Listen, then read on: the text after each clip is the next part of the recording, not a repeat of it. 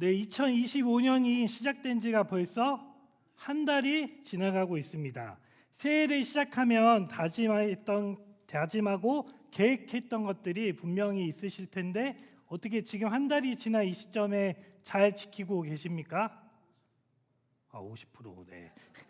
네, 저는 2025년 새해를 맞이해서 두 가지 계획을 크게 세웠습니다. 한 가지는 성경 통독을 하자 계획을 세웠고, 또 한 가지는 무엇일까요? 여러분들도 많이 계획하셨을 것 같은데 뭘 빼야죠? 네, 살을 빼자. 이렇게 두 가지의 큰 계획을 세웠습니다. 성경 통독은 새해 초가 되면서 열심히 읽다가 한 2주 정도 지나니까 어떻게 됐을까요? 제자리에 머물고 있고, 또 살을 빼자는 계획 역시 살이 빠지는 게 아니라 살이 점점 찌고 있는 것 같습니다. 아마도 연동의 가족들 여러분들도 저처럼 이렇게 계획을 꾸준히 지키지 못하신 분들이 한두 명 정도는 계시지 않을까 생각이 듭니다. 그래서 저에게 큰 위로가 되는데요. 다행히도 우리에게는 신정이 있고 또 뭐가 있죠? 구정이 있습니다. 두 번이나 새로운 출발을 다짐할 수 있으니 이 얼마나 감사한 일입니까? 잘 지켜 나가시는 분들은 계속해서 계획들을 잘 지켜 나가시면 되겠고, 또 저처럼 잠시 멈췄던 분들은 다시 나아가게 되기를 소망합니다. 우리 옆에 계신 분들과 다시 한번 인사해 봅시다. 계획을 잘 지켜 나갑시다. 네, 너무 많은 분들이 오셔가지고 귀합니다. 오늘 우리가 함께 읽은 빌립보서는 무슨 서신이라고 불리겠습니까? 에베소서, 골로새서, 그 빌레몬서와 함께 뭐라고 불리죠? 옥중 서신이라고 불립니다. 특별히 빌립보서는 옥중 서신이면서도 무슨 서신이라 불릴까요? 기쁨의 서신이라고 불립니다. 바울이 감옥에 갇혀 있는 상황 속에서 4장이라는 짧은 이 서신을 통해서 기쁨이라는 단어를 총 몇 번 사용했을까요? 총 16번이나 사용하고 있습니다. 우리의 상식으로는 조금 이해하기가 쉽지는 않습니다. 감옥에 갇혀 있는 최악의 상황 속에서 어떻게 기뻐할 수 있을까라는 의문이 들기도 합니다. 물론 바울이 기뻐할 수밖에 없는 이유를 모르는 사람은 이 자리에 단 한 사람도 없으리라 생각이 드는데, 우리의 머리가 아닌 우리의 삶 속에서 그것이 실천이 되어야 할 것입니다. 바울이 빌립보서에서 말하고 있는 기쁨은 헬라어로 카라라는 단어인데, 단순한 감정적 기쁨이 아니라 예수님과의 관계에서 오는 깊은 만족과 즐거움을 나타내고 있습니다. 조금 더 자세하게 기쁨, 이 카라를 들여다보면 환경에 전혀 영향을 받지 않고 기쁨을 느낄 수 있다라는 것입니다. 그렇다면 우리는 언제 기쁨을 느끼십니까? 설 명절이 되어서 온 가족이 함께 모여서 가족들이 잘 되었다는 소식을 들었을 때 기쁨을 느끼셨을 것이고, 또 원하는 것을 가지거나 목표를 이룰 때 그 기쁨이 찾아옵니다. 물론 이와 같은 기쁨들이 잘못되었다는 것을 말하는 것은 아닙니다. 바울이 감옥에서 풀려나서 기쁨을 느낀 것이 아니라 자신이 처한 상황과 환경에 상관없이 예수 그리스도의 안에서 오는 기쁨을 느끼고 그리고 누리고 있는 것입니다. 그렇기 때문에 바울은 빌립보 교회와 그리고 우리에게 이와 같은 기쁨을 가질 것을 빌립보서에서는 권면하고 있습니다. 또한 바울이 가장 크게 기쁨을 느꼈다는 것은 바로 구원의 기쁨입니다. 죄로 인해 죽을 수밖에 없는 자신을 예수님께서 구원해 주셨다는 사실만큼 그 무엇보다 기쁜 것이 또 어디 있겠습니까? 제가 말씀을 준비하면서 저 스스로에게 바울이 느꼈던 그 기쁨이 있을까 묵상하고 또 묵상해 보았습니다. 사도 바울이 말하는 그 기쁨이 저에게도 있었을까요? 네. 오늘 우리 수요 기도회를 드리고 있는 연동의 가족들에게도 질문해 보고 싶습니다. 우리에게도 이와 같은 기쁨이 넘쳐나십니까? 어떠한 상황과 환경에서도 기쁨의 고백을 하고 또 아무런 자격 조건이 없는 우리를 구원해 주신 그 은혜의 기쁨으로 살아가고 계십니까? 저는 바울이 전하는 기쁨에 대답하기가 참으로 어려웠습니다.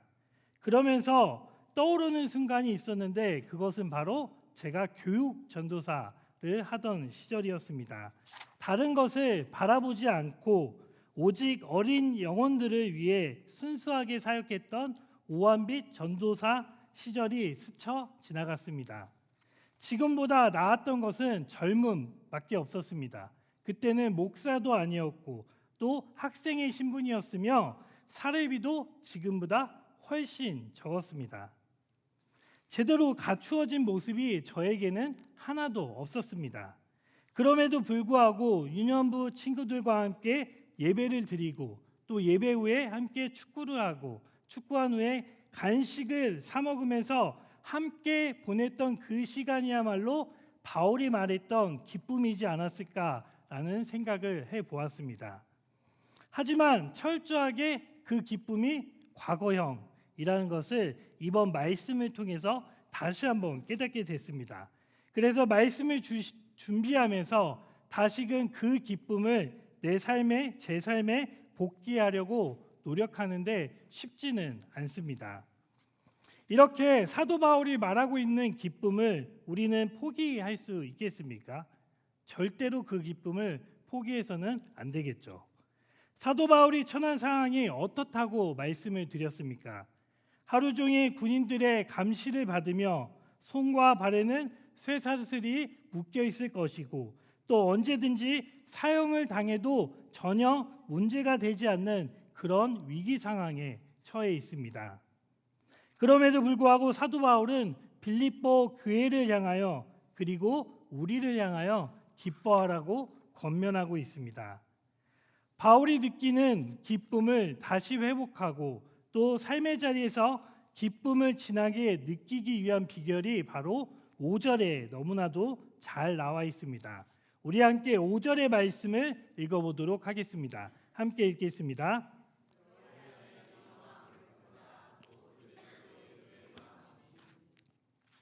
사도 바울은 소유나 또 목표, 다른 것으로부터 기쁨이 오는 것이 아니라 예수 그리스도를 누구의 마음에? 우리의 마음에 품을 때에 찾아오게 된다고 말씀하고 있습니다. 오늘 본문을 통해 우리가 품어야 할 두 가지의 마음에 대해서 우리가 살펴보도록 하겠습니다. 첫째는 겸손한 마음을 가집시다입니다. 1절에서 4절까지의 말씀입니다. 사도 바울의 출신 그리고 사도 바울이 교육을 받았던 환경, 신분 등 사도 바울이 가졌던 배경들을 살펴볼 때는 겸손과는 거리가 조금 있었던 사람입니다. 빌립보서 3장 5절의 말씀을 보시면 함께 읽어보도록 하겠습니다. 나는 8일 만에 할례를 받고 이스라엘 족속이요 베냐민 지파요 히브리인 중에 히브리인이요 율법으로는 바리새인이요. 자신에 대해서 아주 잘 설명을 하고 있습니다.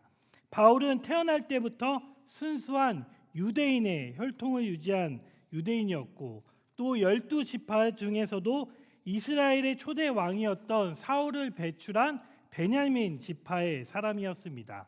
또 히브리인 중에 히브리인이라는 것은 유대의 전통과 그리고 율법을 철저하게 지키는 가정에서 살았던 그런 사람입니다. 또한 사도행전 22장 3절의 말씀을 보시면 나는 유대인으로 길리기아 다소에서 났고 이성에서 자라 가말리아의 문화에서 우리의 조상들의 율법에 엄한 교육을 받았고 오늘 너희 모든 사람들처럼 하나님께 대하여 열심히 있는 자라라고 고백하고 있습니다. 당시 최고로 존경을 받았던 가말리아에서 교육을 받았던 그런 사람입니다. 최고의 신학 그리고 최고의 철학 등의 교육을 받았던 엘리트 중에 엘리트라고 말할 수 있습니다. 여기에서 그치지 않고 그는 바리새인이자 또 로마 시민권을 가졌던 그런 사람입니다. 뛰어난 혈통과 신앙적 배경, 또 최고의 문학적 교육, 강력한 로마의 시민권을 가진 모든 것을 완벽하게 갖췄던 그런 사람입니다.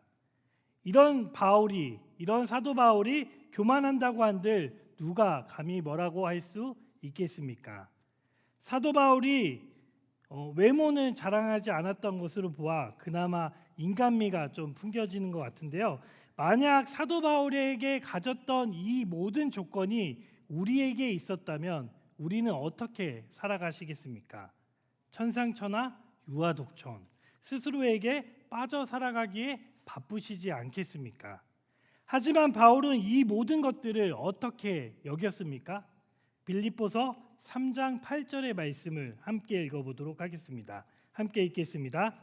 또한 모든 것들을 해로 여김은 내 주 그리스도 예수를 아는 지식이 가장 고상하기 때문이라. 내가 그를 위하여 모든 것을 잃어버리고 배설물로 여김은 그리스도를 얻고. 바울은 자신의 출신과 또 신분, 학문적 배경 등을 자랑하지 않고 이 모든 것들을 배설물로 여기며 오직 그리스도 예수 안에서 겸손한 삶을 살아갔습니다. 물론 그리스도가 아닌 자신의 환경과 배경을 선택했다면 세상에서는 남부럽지 않는 그런 삶을 살았을 것이 분명합니다. 하지만 사도 바울은 다메섹 도상에서 예수님을 만난 후에 모든 자격과 또 특권이 구원과는 아무런 관계가 없다는 것을 깨닫게 된 것입니다.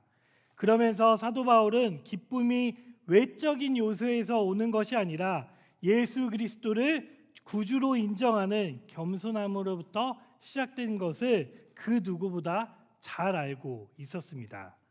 이와 같은 바울의 겸손이 우리의 삶 속에서도 나타나야 합니다.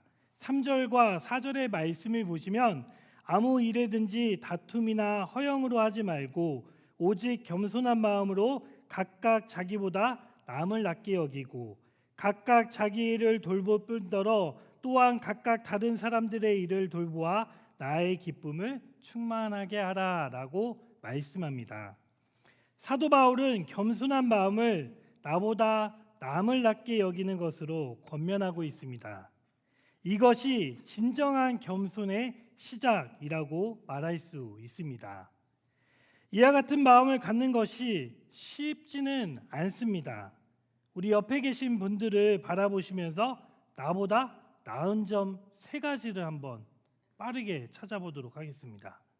한번 옆에 계신 분들 또 앞에 계신 분들 한번 보시면서 3개를 찾는 게 쉽습니까? 어렵습니까? 네, 쉽습니까? 보통 우리는 나보다 나은 걸 찾는 것이 아니라 나보다 낮은 것을 찾는 데 습관이 되어 있습니다. 이렇게 겸손의 핵심은 나보다 남을 낮게 여기는 것입니다. 하지만 반대로 우리는 나보다 남을 낮게 여기지 않고 낮게 여기는 습관이 되어 있습니다. 또한 겸손한 사람은 자기의 일을 열심히 할 뿐 아니라 다른 사람의 일까지 바라보고 살핀다라고 말씀하고 있습니다. 당연히 겸손한 사람이라면 자기 자신만을 돌보는 그런 사람이 아닙니다.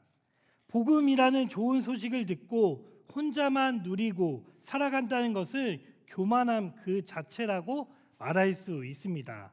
사도 바울 역시 복음 앞에 겸손해졌기 때문에 자신이 가진 모든 것들을 내세우지 않고 내려놓으며 목숨까지 아끼지 않고 그 복음을 전하고 또 전했던 것이 아니겠습니까? 겸손한 마음을 가지는 것부터 기쁨의 시작이라고 말할 수 있습니다. 이와 같은 겸손한 사람은 무슨 일을 하든지 이기적이거나 교만한 마음을 갖지 않고 서로 한 마음으로 한 뜻이 되도록 공동체를 세워가는 그런 사람입니다. 겸손한 사람은 사도 바울이 그랬던 것처럼 산 가운데에 깊고도 풍성한 기쁨을 경험할 수 있습니다. 기쁨을 나누고 또 기쁨을 만들어가는 사람이며 자기만의 기쁨에 머물지 않고 다른 사람과 함께 웃으며 또 함께 울며 기쁨의 자리로 나아가는 그런 사람입니다. 2025년 안에 우리가 이러한 겸손한 삶을 통해 세상이 감당할 수 없는 기쁨으로 차고 넘치는 저와 여러분이 되시기를 주님의 이름으로 축복합니다. 둘째는 순종하는 마음을 가집시다입니다. 6절에서 11절은 그리스도 찬가라고 불립니다. 이는 초대교회에서 찬송가처럼 불렸던 예수님을 향한 찬양시로 추정이 되는데 이 안에는 예수님의 낮아지심과 또 높아지심을 강조하는 내용들이 담겨져 있습니다. 사도 바울은 예수님의 순종을 설명하면서 이를 점진적으로 그 과정을 보여주고 있습니다. 6절에서는 예수님의 신분에 대해서 이야기합니다. 예수님은 하나님과 동등한 존재이셨지만 그 권리를 주장하지 않으셨고 내려놓으셨다고 이야기합니다. 또 이어서 7절의 말씀을 보시면 자신을 비워 종의 모습으로 가지셨다고 합니다. 자신을 완전히 낮추시고 우리와 동일한 육체를 입으신 것입니다. 여기에서도 우리는 예수님의 겸손을 발견할 수 있습니다. 그 겸손의 절정은 8절에 이르게 됩니다. 우리 8절의 말씀을 함께 읽어보도록 하겠습니다. 사람의 모양으로 나타나사 자기를 낮추시고 죽기까지 복종하셨으니 곧 십자가에 죽으심이라. 예수님의 낮아지심은 십자가의 죽음으로 완성이 되었습니다.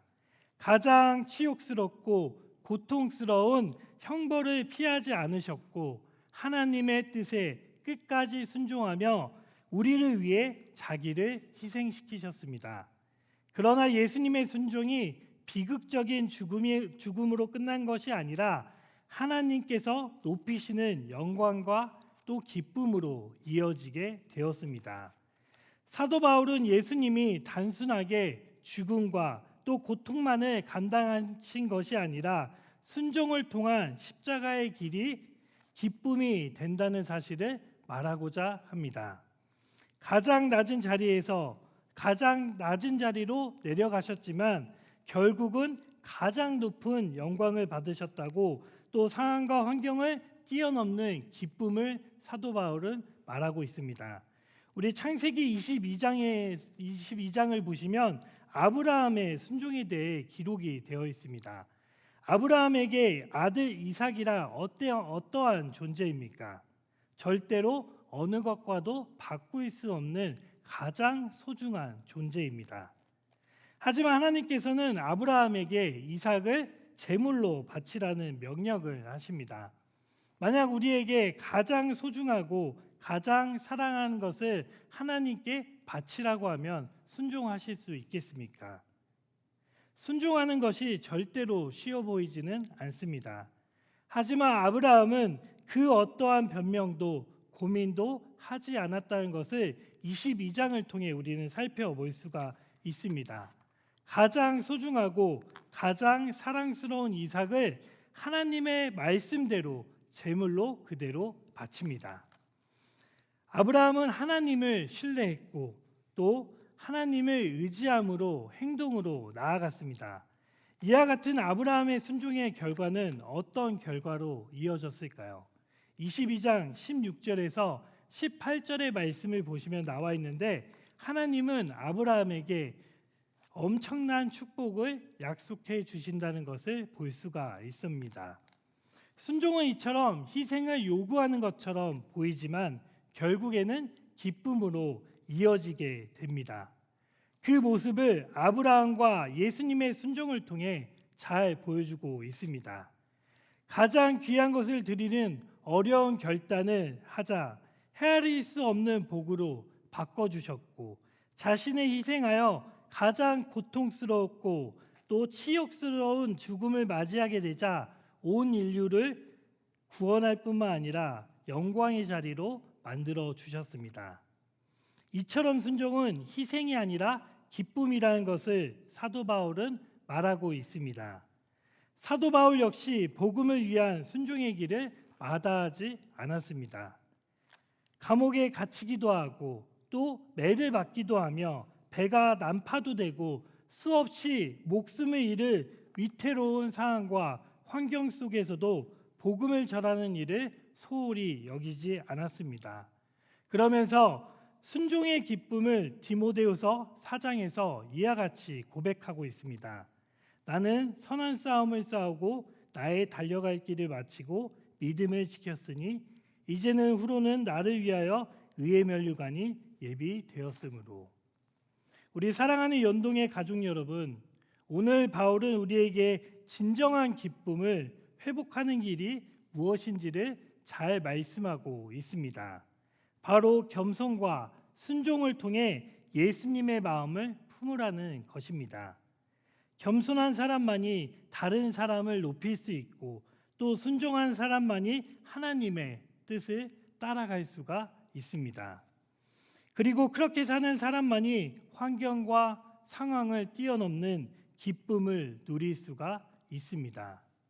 2025년 한 해 우리 안에 겸손과 순종이 가득한 삶을 살아가시기를 소망하고 또 우리 안에 예수님의 마음을 품어 기쁨이 차고 넘치게 되시기를 주님의 이름으로 축복합니다. 오늘 본문의 말씀인 5절의 말씀을 다시 한번 읽어보고 오늘 말씀을 마치도록 하겠습니다. 함께 읽도록 하겠습니다. 너희 안에 이 마음을 품으라 곧 그리스도의 예수의 마음이니. 이 시간 우리 안에 계신 예수님을 고백하고 또 우리를 겸손과 순종으로 기쁨을 회복시켜 주실 예수님을 기대하며 찬양으로 결단하며 나아가도록 하겠습니다.